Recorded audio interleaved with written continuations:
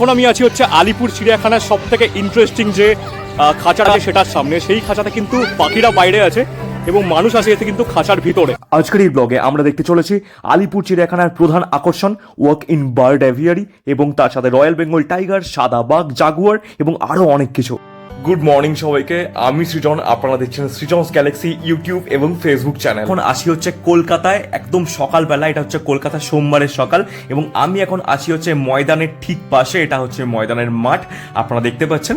আমি এখন যাচ্ছি হচ্ছে আলিপুর চিড়িয়াখানাতে। অনেকদিন থেকেই ভাবছিলাম আমি সেখানে ভিজিট করবো, তো আজকে আমি চলে এসেছি, সমস্ত কিছু শেয়ার করবো আপনাদের সঙ্গে এই ব্লগে। গুড মর্নিং সবাইকে। তো এখন আমি আছি হচ্ছে আলিপুর চিড়িয়াখানার সামনে, আর এই ব্লগে কিন্তু আমি আপনাদেরকে আলিপুর চিড়িয়াখানার ভিতরটা সব কিছু ঘুরে দেখাবো। তো সব কিছু জানতে আমার সঙ্গে ব্লগে থাকুন, আশা করছি এই ব্লগটা ভালো লাগবে। দেখুন আমি দেখাচ্ছি আপনাদেরকে, এটা হচ্ছে যদিও এক্সিট, তাও এখানটা বেশ ভালো লাগছে বলে আমি দেখাচ্ছি আপনাদেরকে। আলিপুর চিড়িয়াখানার কিন্তু 150 বছর পূর্ণ হয়েছে, তাই কিন্তু আলিপুর চিড়িয়াখানায় অনেক কিছু নতুন জিনিস নিয়ে আসতে চলেছে এবং নিয়ে এসছে। তো সেইগুলো সমস্ত কিছু আমাদের এই ব্লগে আমি আপনাদের সঙ্গে শেয়ার করব। জানতে কিন্তু এই ব্লগটা আপনাদেরকে পুরো দেখতে হবে। এটা হচ্ছে আলিপুর চিড়িয়াখানার হচ্ছে এন্ট্রান্স, যেখান থেকে কিন্তু টিকিট কাউন্টার বলতে গেলে, টিকিট কাউন্টারটা কিন্তু পাশে আছে। কী কী পরিবর্তন হয়েছে, কী কী চেঞ্জ হয়েছে সমস্ত ভিডিওর মাধ্যমে আপনাদেরকে দেখাবো। ভিডিওটা পুরো দেখবেন, আশা করছি আপনাদের ভালো লাগবে। চিড়িয়াখানাতে ঢুকেই ডান দিকে হচ্ছে কিন্তু অফলাইনের টিকিট কাউন্টার, এবং আপনারা যদি চান তাহলে অনলাইনেও কিন্তু টিকিট কাটতে পারেন। তাহলে কিন্তু আপনাদেরকে অনলাইনে টিকিট কেটে বাঁ দিকে কিন্তু টিকিটটা একবার দেখাতে হবে এবং কিছু প্রসিডিওর আছে। যাই হোক, আমি এখানে 50 টাকার টিকিট কেটে ঢুকে গেছি ভিতরে, আমরা দুজন, তাই আমাদের 100 টাকা লেগেছে। এবং প্রথমেই কিন্তু আমি চলে যাচ্ছি এখানে ম্যাপটা দেখতে, যে কোথায় কোন প্রাণী আছে, সেগুলো আমাদেরকে প্রথমে দেখে নেওয়াটা খুব দরকার, না হলে কিন্তু আমরা অনেক কিছু মিস করে যাব। এবং আপনারা এখানে দেখতে পাচ্ছেন যে যদি কোনো বয়স্ক মানুষ থাকেন তাই এর জন্য কিন্তু হুইল চেয়ারেরও ব্যবস্থা আছে। এবং এখানে একটা জিনিস দেখে আমার খুব ভালো লাগলো, যে কত মিটারের মধ্যে কোন প্রাণী আছে সেগুলো কিন্তু এখানে মেনশন করে দেওয়া আছে। এসছে এখানে কিন্তু বেশ বসার জায়গা আছে, এখানে কিন্তু বসে আপনারা ফ্যামিলির সাথে চিল করতে পারেন। এবং পাশে কিন্তু একটা রেস্টুরেন্ট আছে, এটা কিন্তু আগেও ছিল। আপনারা দেখতে পাচ্ছেন যে এখানে কিন্তু আপনারা চাইলে একটা কোনো প্রাণীর বাচ্চাকে অ্যাডাপ্ট করতে পারেন, কিন্তু অ্যাডাপ্ট করা মানে কিন্তু এটা নয় যে আপনি বাড়ি নিয়ে যেতে পারবেন, জাস্ট এটার খরচা আপনি দিতে পারবেন। যাই হোক, আমরা এখন চলে এসেছি হচ্ছে বাঘের গুহার দিকে। তো চলুন রেডি হয়ে যান বাঘ দেখার জন্য। এর আগে আমি যতবারই গেছি আমি কিন্তু এত সামনে থেকে বাঘ কখনো দেখতে পাইনি। প্রথমবার কিন্তু আমি দেখলাম, যাওয়ার সঙ্গে সঙ্গেই কিন্তু বাঘটা একদম পাশে ঘুরছিল এবং আমিও চেষ্টা করলাম আপনাদের সঙ্গে এই মুহূর্তগুলোকে শেয়ার করার। যাই হোক, বাঘটাকে দেখুন, আপনারা এনজয় করুন ভিডিওটা। অনেক মানুষ দেখেছে, একদম কাছ থেকে আমরা দেখছি হচ্ছে রয়্যাল বেঙ্গল টাইগার, দেখতেই পাচ্ছেন। কিন্তু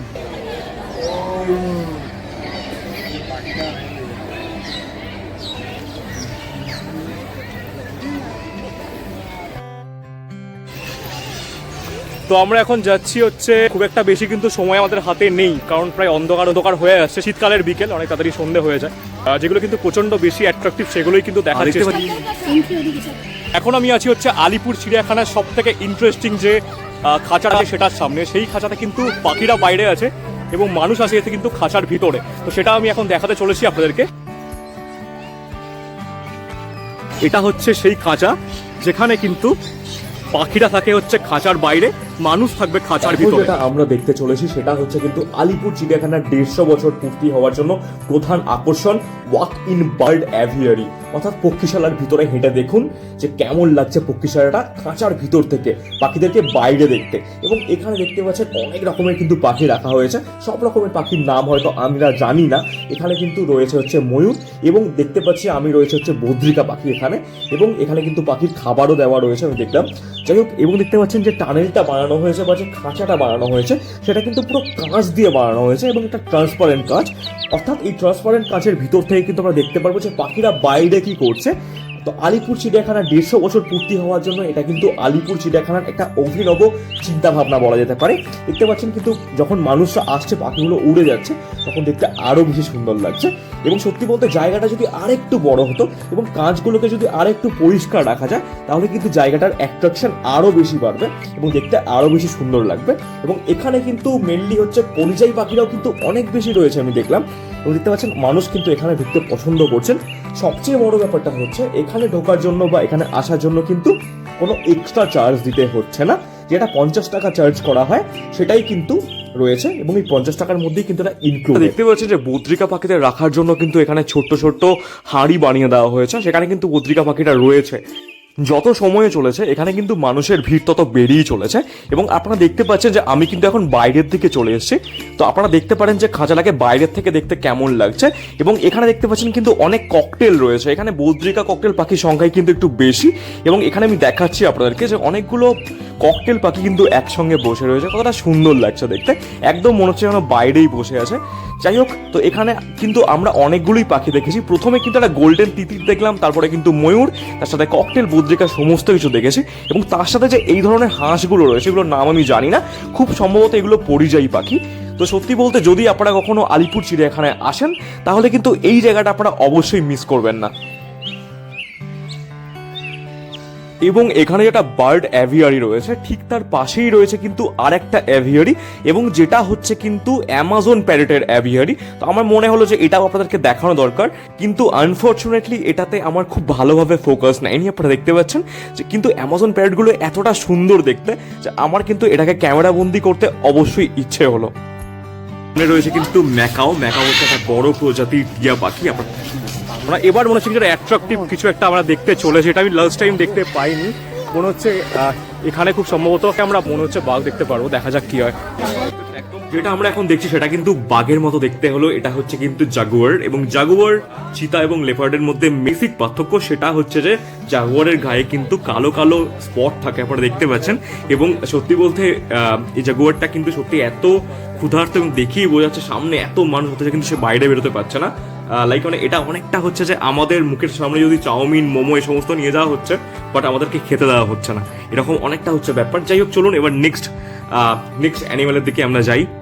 এবার এখানে আমরা দেখতে চলেছি হচ্ছে হোয়াইট টাইগার, একদম কিন্তু হচ্ছে ট্রান্সপারেন্ট কাচের মধ্যে দিয়ে অনেকটা দূরে শুয়ে আছে। হোয়াইট বলতে একদম পুরোপুরি হোয়াইট বলা চলে না, বাট হ্যাঁ এটা হোয়াইটিশ। যেহেতু আগের হোয়াইট টাইগারটা অনেকটা দূরে ছিল তাই আমরা এখন চলে এসেছি একদম কাছ থেকে হোয়াইট টাইগার দেখতে। হোয়াইট টাইগার মানে কিন্তু একদম পুরো সাদা নয়, কিন্তু একটা হোয়াইটিশ লুক তো আছে, দেখুন আপনারা একদম সামনে থেকে। চিড়িয়াখানায় খাঁচার ভিতরে যে প্রাণীগুলো রয়েছে আমি দেখছি তারা কিন্তু মানুষ দেখে তাদের পক্ষে লোভ সামলানোটা কিন্তু অনেক কঠিন হয়ে যাচ্ছে।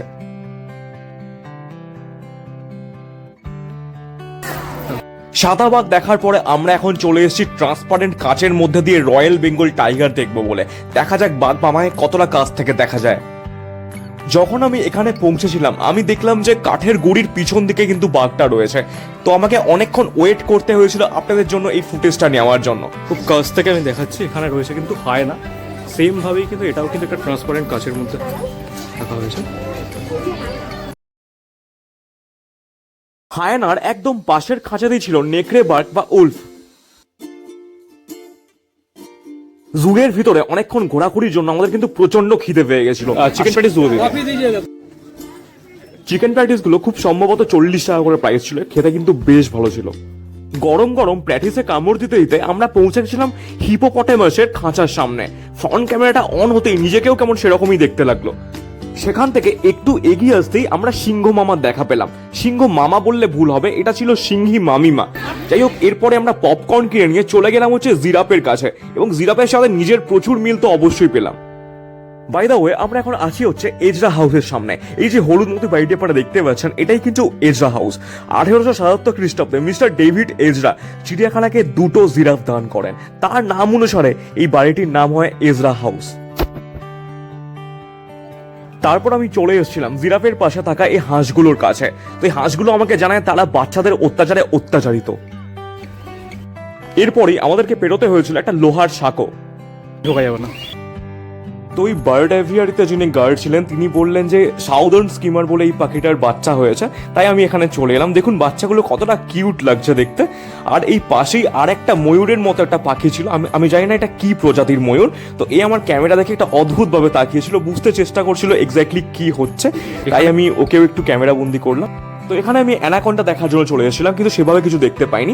আর একটা আপডেট আমি দিয়ে রাখি আপনাদেরকে, সেটা হচ্ছে সবুজ অ্যানাকন্ডা কিন্তু আলিপুরের চিড়িয়াখানায় আসতে চলেছে। হয়তো আরেকটু সময় লাগবে, কিন্তু সবুজ অ্যানাকন্ডা আসতে চলেছে। ওয়াইল্ড পার্টি জয়েন করার জন্য বলছে, মানে এখানে আসতে বলছে actually.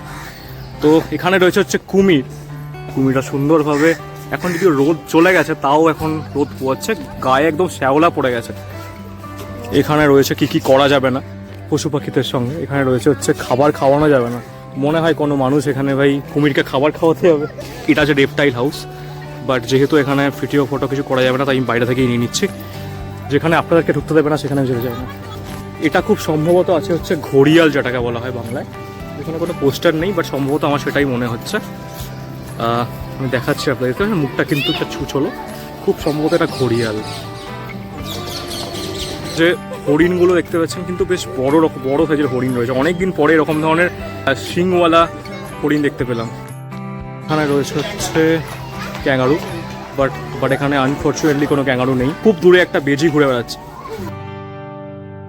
Giant tortoise, but unfortunately টর্টয়েসটাও এখন নেই। এখানে দুটো কচ্ছপ আছে, তাদের নাম হচ্ছে কথাকলিরা এখন নেই, ভিতরে আছে। এটা কিন্তু হচ্ছে লেমুর।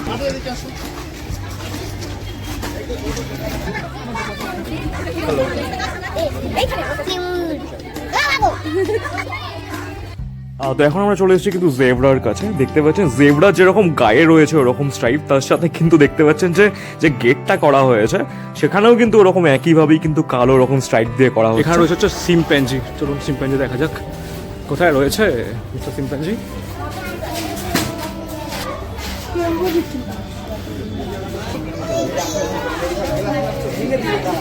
পোজ দিয়ে আছে সুন্দর ছবি তোলার জন্য। চিম্প্যাঞ্জি রয়েছে এবং দেখতে পাচ্ছেন যে এই স্ট্যাচুগুলো কিন্তু আগে ছিল না, এগুলো কিন্তু নতুন বানানো হয়েছে। এখন আমরা দেখতে চলেছি হচ্ছে হাতি এবং যে বাকি জিনিসগুলো আমরা মিস করেছিলাম। এখানে রয়েছে হচ্ছে ম্যাকাও যদি আমরা অলরেডি দেখেছি। এখানে দেখতে পাচ্ছেন যে বক জাতীয় যে পাখিগুলো, বক, সারস ইত্যাদি রয়েছে। এবং এরপরে কিন্তু আমরা যাবো হচ্ছে হাতির কাছে, কারণ আমরা হাতি দেখিনি এখনো। তো আমরা এখন হাতি দেখতে চলে এসেছি, বাট আনফর্চুনেটলি হাতি যদিও অনেকটা লেট হয়ে গেছে, তাই কিন্তু হাতির খাওয়ার সময় হয়ে গেছে। আমি তাও আপনাদেরকে জুম করে দেখানোর চেষ্টা করছি। তো এবার কিন্তু আমরা এক্সিট পয়েন্টে চলে এসেছি এবং আমি কিন্তু ইচ্ছে করেই অনেক ভিডিও বাদ দিয়েছি যাতে কিন্তু ভিডিওটা খুব বেশি বড় না হয় তাই। এবং আমি কিন্তু এখন বাইরে চলে এসেছি। বাই দ্য ওয়ে, আজকের মতো ব্লগটা কিন্তু আমি এখানেই শেষ করছি। যদি আমার ভিডিওটা ভালো লেগে থাকে তাহলে ভিডিওটাকে অবশ্যই লাইক করবেন, চ্যানেলটাকে অবশ্যই সাবস্ক্রাইব করবেন। Thank you so much for watching this video. আবার আপনাদের সঙ্গে খুব শিগগির দেখা হচ্ছে একটা নতুন ব্লগ নিয়ে।